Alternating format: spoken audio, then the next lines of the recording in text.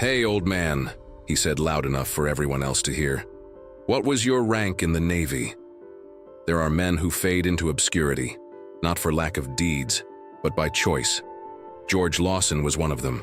At 83, he spent his days mending nets and cleaning boats on a pier, treated like just another stubborn old man who refused to let go of the past. No one there knew that this quiet man had once commanded one of the most dangerous missions of the Cold War.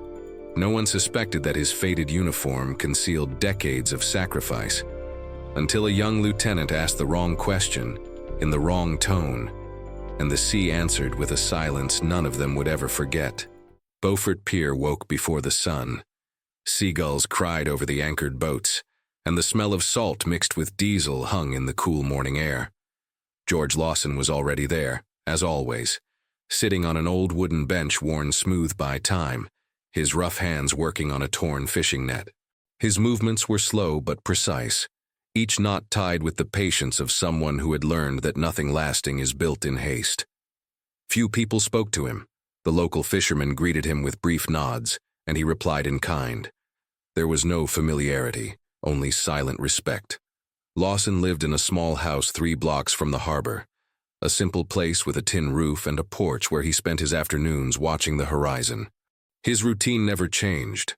Wake before 5, walk to the pier, work until noon, have lunch at the dockside diner, and return home at sunset. That morning the sky was heavy with gray clouds. The wind blew stronger than usual, and some boats rocked restlessly against their moorings. Lawson finished repairing the net and folded it carefully, setting it beside a pile of ropes. He stood slowly, feeling the weight of his years in his knees, and walked toward an old wooden skiff lying upside down on the sand. The boat had needed repairs for weeks, and he had finally decided to take care of it. As he sanded the cracked wood, the sound of engines grew louder. 3 military vehicles pulled into the pier's parking lot, kicking up dust. Doors opened, and a group of young Navy men stepped out, adjusting their uniforms and chatting casually. There were 6 of them, led by a tall lieutenant with a confident posture and an easy grin.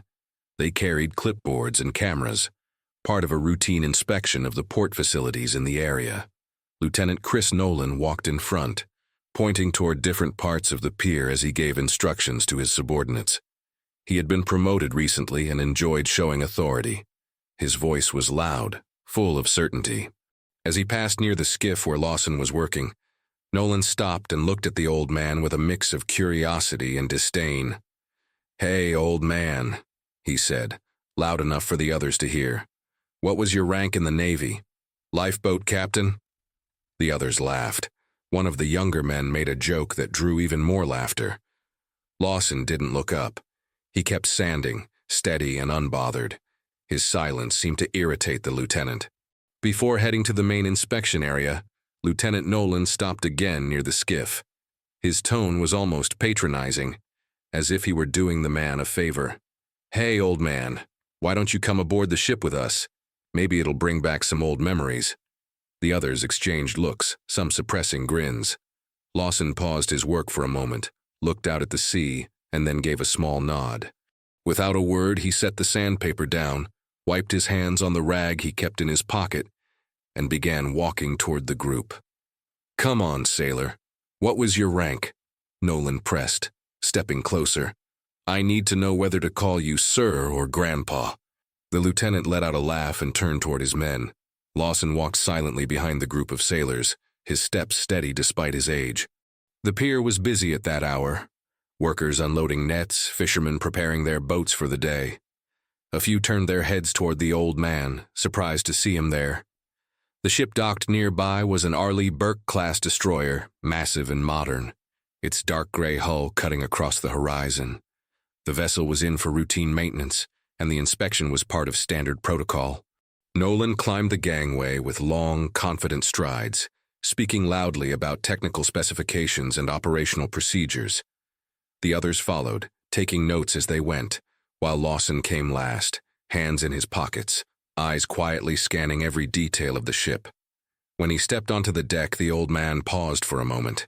He simply stood there, feeling the subtle sway of the ship beneath his feet, listening to the metallic rhythm of waves striking the hull. It was a sound he knew well, a sound that had lived inside him for decades.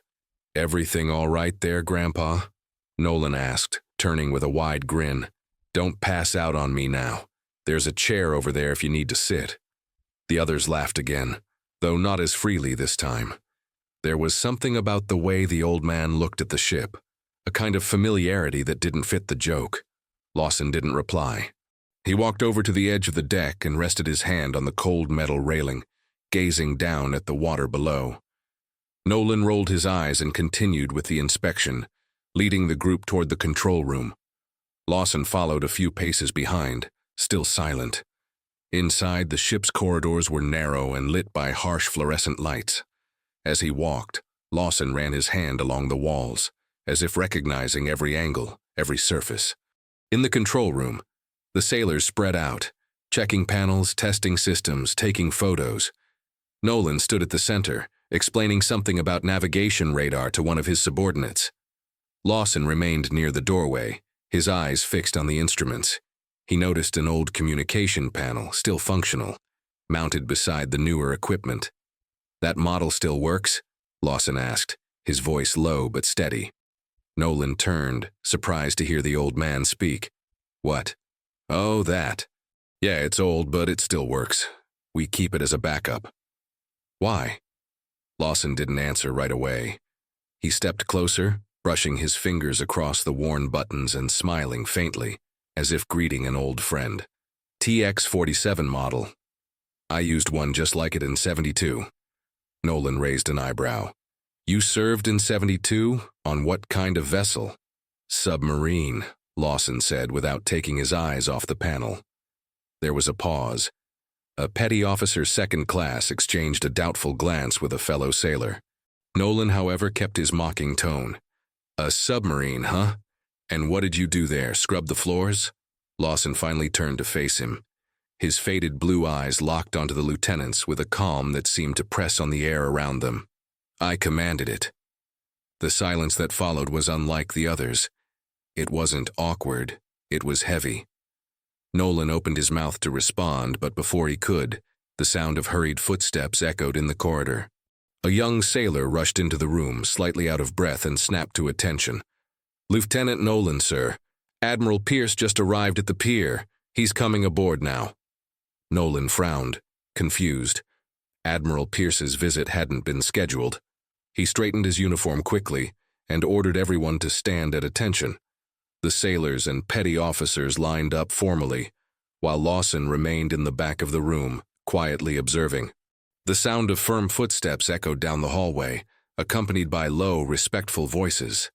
When the door opened, Admiral Jonathan Pierce stepped into the control room. He was 67, tall and upright, with close-cropped gray hair and eyes that carried decades of command. He wore a full-dress uniform, medals and insignias gleaming, testament to a lifetime of exemplary service. Two high-ranking officers followed him, both with serious expressions. Nolan and the others immediately saluted. "Admiral Pierce, sir. We weren't expecting your visit today." Pierce returned the salute, but his eyes had already found someone else in the room. He stopped, his gaze fixed on Lawson, who stood quietly against the wall. The Admiral's expression changed. Something between surprise and emotion crossed his face. He took 2 steps forward, eyes never leaving the old sailor. "Commander Lawson," Pierce said, his voice steady but filled with respect. Nolan blinked, confused. The others exchanged quick glances. Lawson didn't move. He simply looked at the Admiral with the same calm composure as always. Pierce walked toward him, stopping just a few feet away. Then, in a deliberate, formal gesture, the Admiral raised his hand in a slow salute. "Sir, it's an honor to see you again." The room fell silent. Nolan's heart was pounding. He didn't understand what was happening. Lawson held the Admiral's gaze for a long moment before returning the salute with the same solemn precision. Pierce turned, his tone now instructional, almost commanding. "This man," he began, pointing toward Lawson, "commanded Operation Shield in 1972. At the height of the Cold War, an American submarine was trapped nearly 1,000 feet below the surface in the Barents Sea. The crew had less than 20 hours of oxygen left." No one moved. Nolan felt his face burn. Commander Lawson led the rescue mission in hostile waters, under constant risk of detection and attack. Pierce continued. He navigated in total silence for 12 hours, located the trapped submarine, and coordinated the rescue that saved 43 men. Pierce paused, his eyes returning to Lawson. I was one of those men. Nolan swallowed hard. His colleagues stood pale and motionless. Pierce went on. After the mission, he was awarded the Medal of Honor, the Silver Star, and the Navy Cross.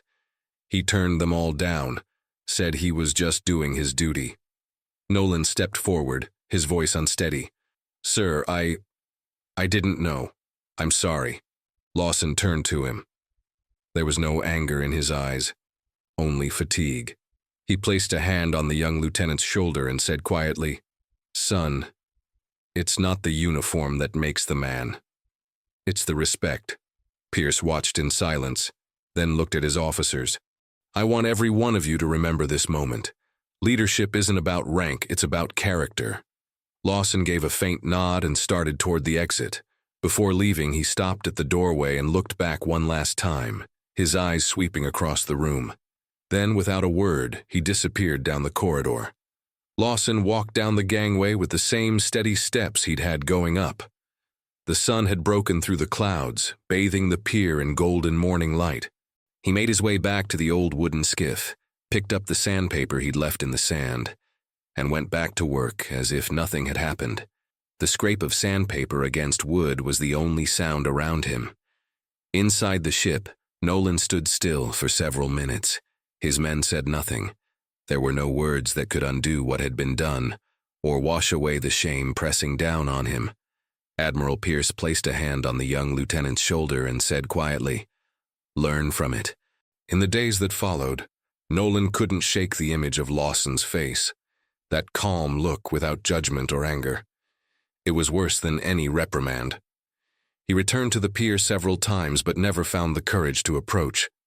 He'd see the old man working in silence, always alone, always focused. Until one afternoon, Nolan finally gathered the nerve to walk over.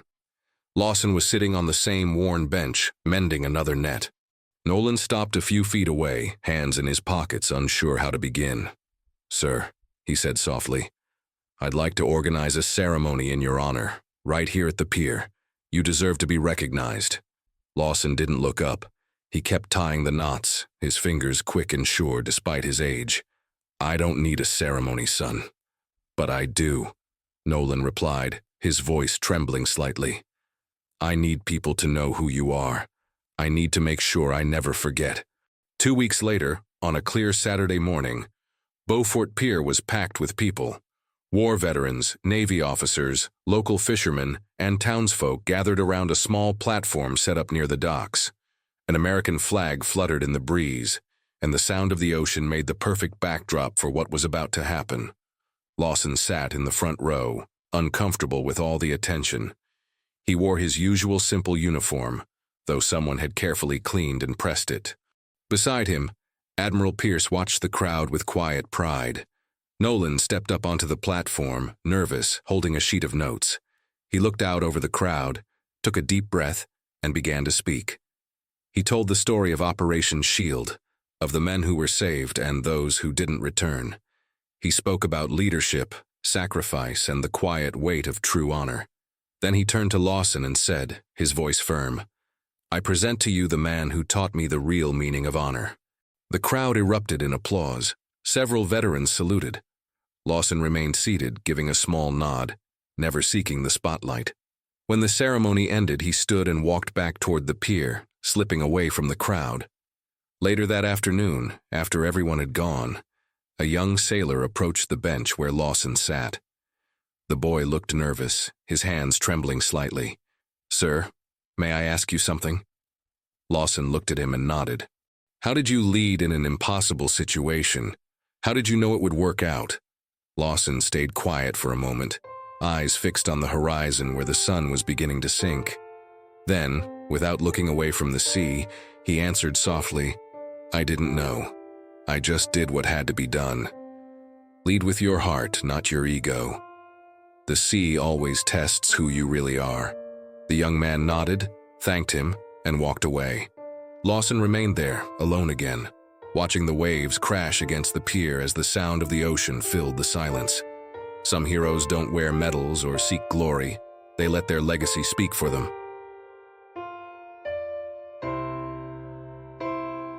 If you enjoyed this story, click the like button and subscribe to the channel for more stories about unsung heroes who deserve to be recognized.